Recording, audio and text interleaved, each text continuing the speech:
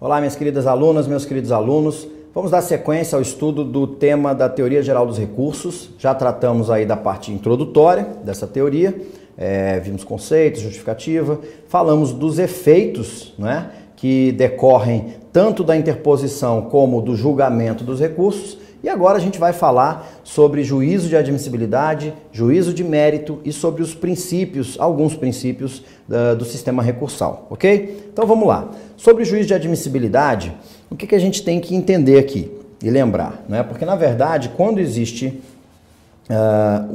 toda vez que a gente provoca o judiciário, a gente costuma falar em juízo de admissibilidade só no sistema recursal, mas na verdade existe juízo de admissibilidade desde o momento em que você propõe a ação. Por quê? Porque quando você exerce o direito de ação, o juiz ele faz um juízo formal.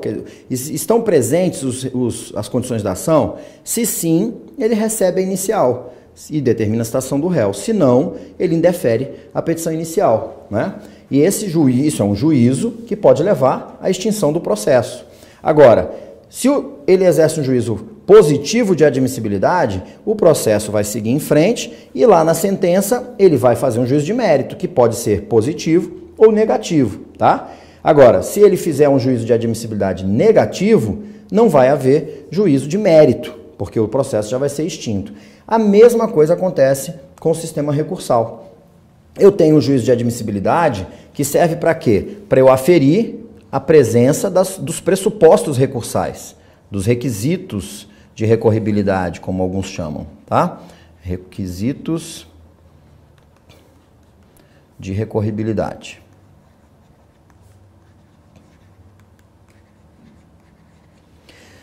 Então, é um ato que deve ser praticado de ofício pelo juiz, salvo a exceção do artigo 1018, parágrafo 3º. Então, vamos lá. Quando eu trabalho com a presença dos pressupostos recursais, a gente está falando de matéria de ordem pública, o juiz tem que fazer a aferição de ofício, porque, claro, se faltar qualquer um desses requisitos, qualquer um desses pressupostos, o juiz simplesmente não vai conhecer desse recurso e vai extinguir o processo, tá?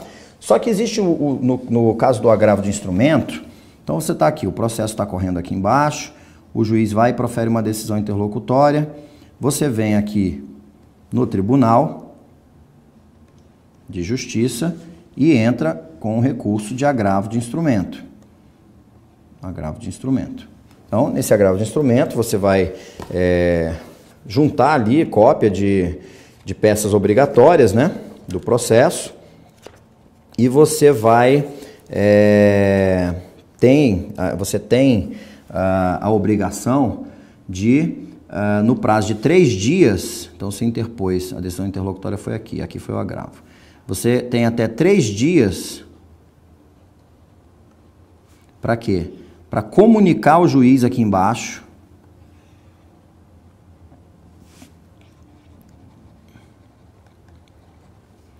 que você interpôs esse agravo de instrumento. Tá? Vai juntar cópia da petição, do agravo, comprovar que ele foi protocolado. Então, você tem lá, diz o parágrafo 2º do 1018, que não sendo eletrônicos os autos, o agravante tomará a providência prevista no CAPT no prazo de 3 dias, a contar da interposição do agravo de instrumento. Ok? Que diz lá o CAPT. O agravante poderá requerer a juntada aos autos do processo de cópia da petição do agravo de instrumento, do comprovante de sua interposição e da relação dos documentos que instruíram o recurso. Eu não sei porque o legislador usou esse verbo poderá, né? Porque, na verdade, ele deve fazer isso. Ah, não, mas por que ele deve? Porque o que diz o parágrafo 3º? O descumprimento da exigência, de que trata o parágrafo 2º, desde que arguído e provado pelo agravado, importa a inadmissibilidade do agravo de instrumento. Então, se eu não fizer essa comunicação, a outra parte vai chegar para o juiz de primeiro grau e vai chegar para o desembargador e vai dizer assim, ó, ele não comunicou em 3 dias sobre a interposição do agravo. Esse desembargador simplesmente vai inadmitir o processamento desse agravo, tá? E por que ele comunica o juiz de primeiro grau? Porque o juiz de primeiro grau ele pode se retratar mediante a interposição do recurso, ok? Do recurso de agravo de instrumento. Então essa é a ideia, mas reparem que nesse parágrafo que eu falei, né, ele diz o seguinte: quando arguído e provado pelo agravado. Então, esse juízo de admissibilidade, essa parte do juízo de admissibilidade no que diz respeito a ter ou não ter interposto, né, é análise, na verdade, a análise desse requisito, porque isso é um requisito de recorribilidade, isso é um pressuposto desse recurso, a comunicação. Se for feita, não for feita essa comunicação, não cabe ao desembargador levantar essa bola, a parte que tem que arguir e comprovar, ok? Então essa aí é uma exceção no que diz respeito ao juízo de admissibilidade sendo praticado de ofício. A regra é o único juízo de admissibilidade, que é feito pelo juízo ad quem.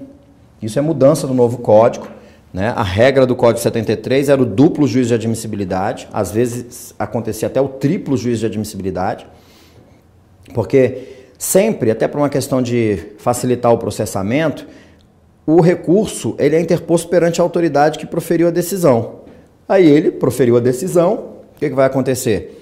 Ele vai intimar o recorrido para apresentar suas contrarrazões. E aí ele manda subir o recurso com as contrarrazões. Esse é o papel do juízo ACO, agora, no novo código. Mas antes, ele fazia um juízo de admissibilidade. Se ele não conhecesse desse recurso, negasse segmento a ele, na verdade, você teria que agravar. Então, você tumultuava demais a situação. E quando chegava lá em cima, o juízo ACO fazia outro juízo de admissibilidade.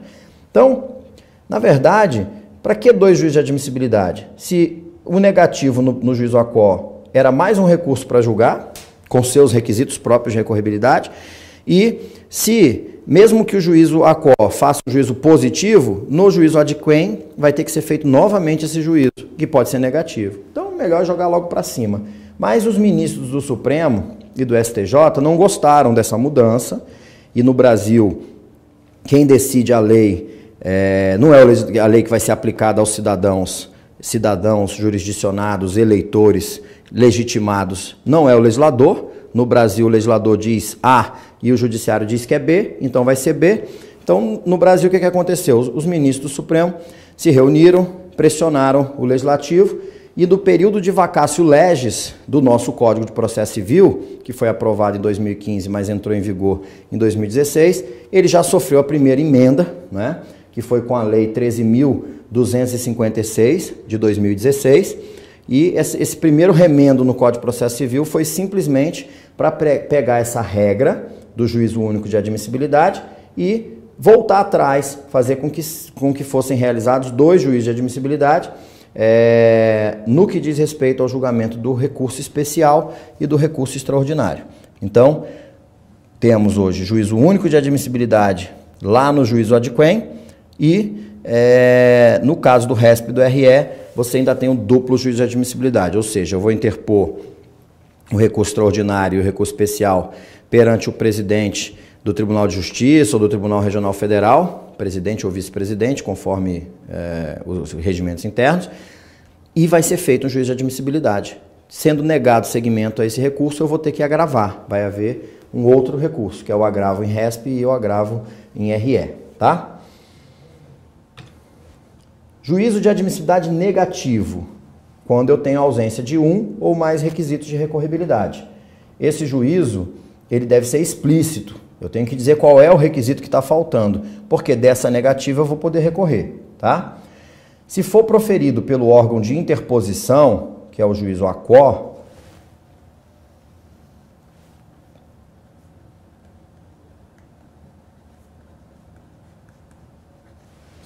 leva ao não recebimento do recurso, desafiando o recurso de agravo, que eu falei ainda há pouco, né?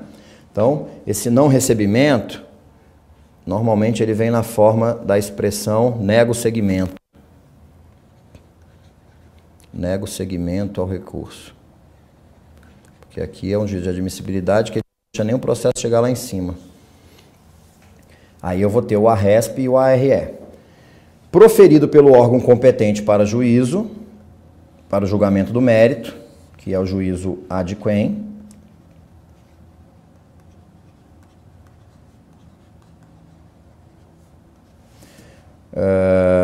Leva ao não conhecimento do recurso. Não conheço do recurso com efeito sex tunc. Então, nego o segmento quando o juiz ACO, ali o presidente do Tribunal de Justiça ou do Tribunal Regional Federal, exerce juízo negativo de admissibilidade. Nego o segmento.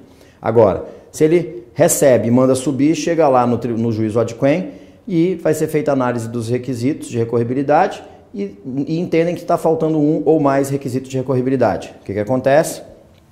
Nesse caso, eu vou ter o conheço do recurso, e aí ele parte para, quer dizer, se é negativo, ele vai dizer não conheço do recurso. Se é positivo, ele conhece do recurso. E aí parte para análise do mérito, tá? Se for positivo, considera presentes todos os requisitos de recorribilidade. E aí, ó, ao contrário desse aqui, que deve ser explícito, esse aqui pode ser implícito. Se eu só disser conheço do recurso, acabou. Eu estou dizendo que todos eles estão presentes, todos os requisitos, tá? Se eu disser não conheço do recurso, eu tenho que dizer por quê. Não conheço por ser intempestivo, não conheço por faltar preparo. Quando é proferido pelo órgão de interposição, juízo ACO,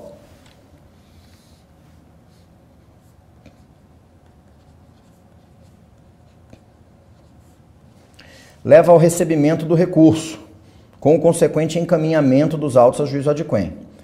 Proferido pelo juízo ad quem, permite o julgamento do mérito. E aí sim, eu vou ter o provimento, quando eu julgo procedente o recurso, na verdade eu digo dou provimento. Quando eu julgo improcedente o mérito do recurso, eu nego o provimento, ou tenho o desprovimento, tá? Então, nego provimento.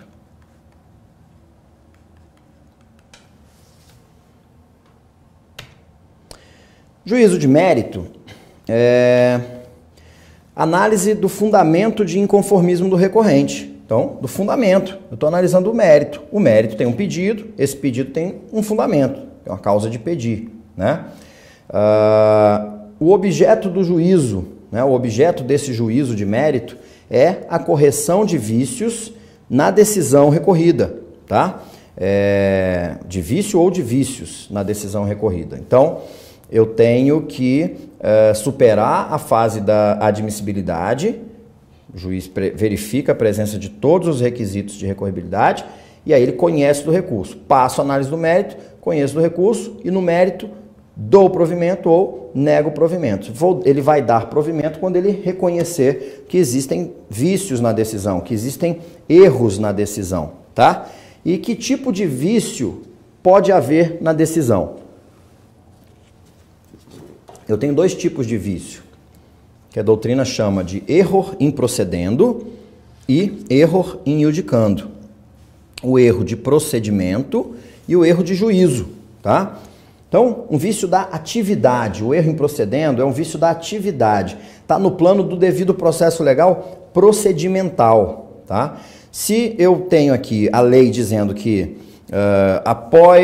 se houver defesa de mérito indireta, né, que se o réu na contestação, por exemplo, traz fatos novos, fatos modificativos, impeditivos ou extintivos do direito do autor, e a lei diz que após isso o juiz tem que abrir prazo para o autor se manifestar em réplica, né, no prazo de 15 dias, e o juiz não faz isso e segue com o processo, já marca uma audiência de instrução, por exemplo, esse é um erro de procedimento, é um vício de atividade, né? Então, nesse caso, quando eu for recorrer, eu não vou pedir a reforma dessa decisão, porque faltou alguma coisa lá atrás, alguma coisa foi feito, ou foi feito errado lá atrás, ou deixaram de fazer. Então, nesse caso, se alguma coisa foi feita ou deixaram de fazer, praticar algum ato, se o tribunal reformasse a decisão, na verdade, a gente estaria suprimindo uma instância. Então, o que o judiciário faz diante de um erro de procedimento?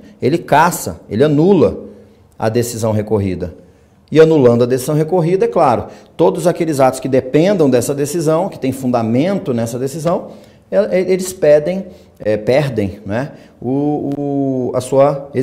perde a sua validade e perde a sua existência. Então, eles desaparecem do mundo jurídico, tá? Agora, existe um outro tipo de vício, que é um vício de juízo, um vício de julgamento. Está no plano subjetivo do juiz. Seria um erro de interpretação, aqui é um erro de interpretação da norma, né? É mais objetivo até. A norma é objetiva, tá? É um erro na forma. Aqui é um erro no conteúdo. Então, por exemplo, eu peço uma indenização por dano moral de 10 mil, o juiz me dá 5. Não, peraí, 5 não é suficiente para alcançar as finalidades que se espera de uma condenação por dano moral. Não é suficiente para inibir, né, o réu na reiteração de atos, para ele não praticar novamente aqueles atos, e não é suficiente para reparar simbolicamente o meu dano moral. Então, eu vou recorrer e aí eu vou pedir para o juiz que troque essa decisão por uma outra decisão. Nesse caso, eu estou pedindo a reforma da decisão e não a anulação da decisão. Então, quando o erro é de juízo, eu peço a reforma. Quando o erro é de procedimento, eu peço a anulação e os autos vão ser devolvidos para que seja, então, proferida uma nova decisão. Tá? Aquele exemplo que eu dei da audiência, na verdade, da réplica, aí se eu tivesse atravessado uma petição falando, não, tem que ter réplica, o juiz dissesse, não tem, é um erro improcedente, teria que ter. Aí eu iria recorrer, anularia tudo até a nova decisão ser proferida, reconhecendo o meu direito de ter, ok? E aí, na questão do juízo de mérito, para fechar aqui, a gente vai trabalhar com o provimento ou desprovimento do recurso. Então, provimento é o julgar procedente, mas a gente não... Isso aqui que eu estou falando do juízo de mérito é importante, porque a gente não pode peticionar, e no Brasil existe um rigor excessivo com formalismo, a gente não pode peticionar e pedir errado. O juiz ele só pode julgar em cima do que foi pedido. Então, eu não posso simplesmente, lá no pedido do recurso, chegar lá e falar assim, antes exposto requer seja julgado procedente o recurso. Tá? Eu tenho que dizer, primeiro, eu tenho que demonstrar que estão presentes as condições do recurso, os requisitos recursais. Usei até agora um termo aqui, professor Alexandre Câmara trabalha os requisitos de recorribilidade fazendo um paralelo entre as condições da ação. Então, para ele, a ação tem condições, o recurso tem condições também. Tá? Só para mostrar que existem denominações. Já quem usa pressupostos recursais está pensando nos pressupostos processuais, né? E há quem use, que é o predominante, a expressão requisitos de recorribilidade. Então, se eu tenho que demonstrar para o magistrado, para o juiz adquem, que o erro foi improcedendo, e aí, sendo erro improcedendo, eu vou dizer, antes exposto requer, seja conhecido e provido o presente recurso para o fim de anular a decisão recorrida, determinando o retorno dos autos ao juízo acor, para nova análise, para nova decisão. Se eu entendo que o erro foi injudicando, eu vou dizer para o juízo adquem que o erro foi injudicando, vou demonstrar a presença dos requisitos de recorribilidade e vou requerer, antes exposto, requer seja conhecido o presente recurso e, no mérito, dado provimento para o fim de reformar e no mérito provido para o fim de reformar a decisão recorrida no sentido de, e aí faz o pedido. Porque no caso de reforma, caso vocês se lembrem da outra aula, em caso de reforma eu tenho o efeito substitutivo, né? No caso de anulação eu não tenho efeito substitutivo do recurso. No caso de reforma eu tenho efeito substitutivo. Beleza? Vamos parar por aqui. Na próxima aula a gente trabalha os princípios que regem o sistema recursal. Até lá!